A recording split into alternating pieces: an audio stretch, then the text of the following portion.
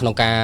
រៀបចំពិធីបុណ្យសពខ្ញុំធ្លាប់សិក្សាច្រើនដែរដល់ពេលរៀបចំពិធីបុណ្យសពហ្នឹងគេហៅថាវិធីការដែរអត់បងប្រកាសចាស់ពិធីការមានន័យថាអ្នកដែលយល់ដឹងពីពិធីនឹងមួយពិធីការបុណ្យសព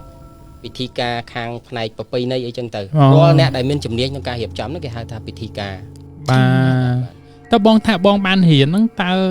យើងមានវគ្គរៀនណារៀបពិធីការអញ្ចឹងគេមានវគ្គបង្រៀនណាបងសម្រាប់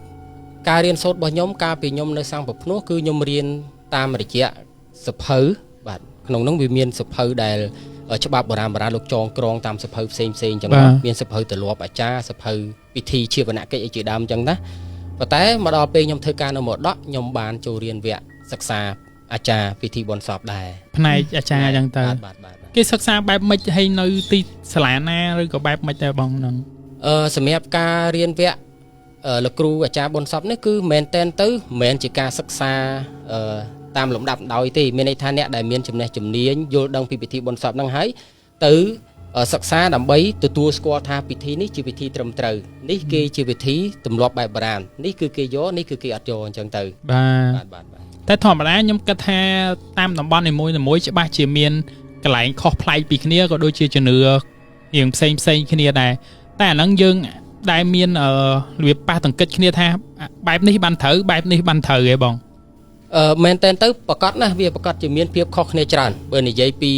ប្រទេសកម្ពុជាយើងបណ្ដុំទៅដោយវប្បធម៌ប្រពៃណីប្លែកផ្សេងច្រើនមែនតែនជាពិសេសយើងជាប្រទេសមួយដែលមានវ័យចំណាស់ច្រើនអញ្ចឹងពាក្យថាកម្លាយគឺមានច្រើនណាស់គ្រប់ផ្នែកទាំងអស់ទាំងផ្នែកពិធីបុណ្យសពផ្នែកពិធីការនិងពិធីកម្មផ្សេងគឺសិតតែមានកម្លាយអញ្ចឹងទេតាមតំបន់មួយប្រកាសជាមានភាពកម្លាយខុសគ្នាមកដល់បច្ចុប្បន្ននេះក្តីតាមតំបន់ខ្លះគឺរៀបអត់ដូចតំបន់ខ្លះទេតំបន់ខ្លះធ្វើកិច្ចនឹងក្នុងអត្តន័យតែមួយប៉ុន្តែពិធីធ្វើខុសគ្នាបាទអូចុះដែលបបពិសោធន៍បងក្នុងរយៈពេល7 8ឆ្នាំហ្នឹងមានដែលភ្ញៀវថាខាងបងធ្វើអញ្ចឹងខុសហើយ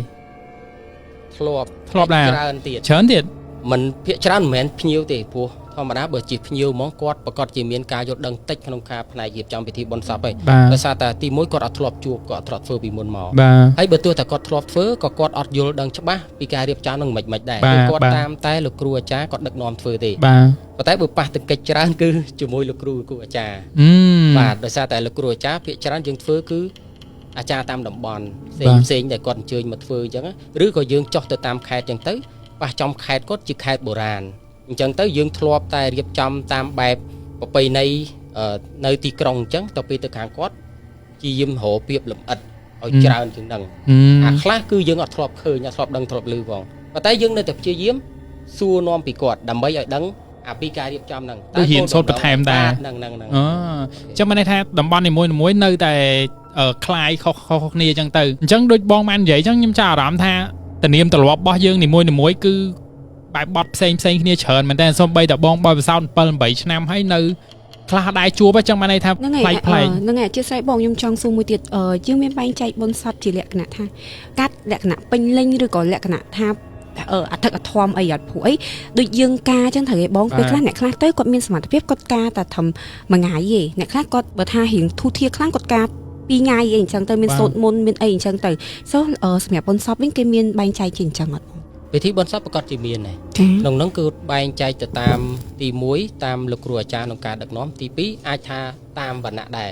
បើសិនជាអ្នកដែលមានវណ្ណៈខ្ពង់ខ្ពស់គាត់អាចនឹងអញ្ជើញអាចារ្យដែលមានចំណេះជំនាញខ្ពង់ខ្ពស់មកការដឹកនាំដែរមួយផ្នែកទៀតអាចថាពេលវេ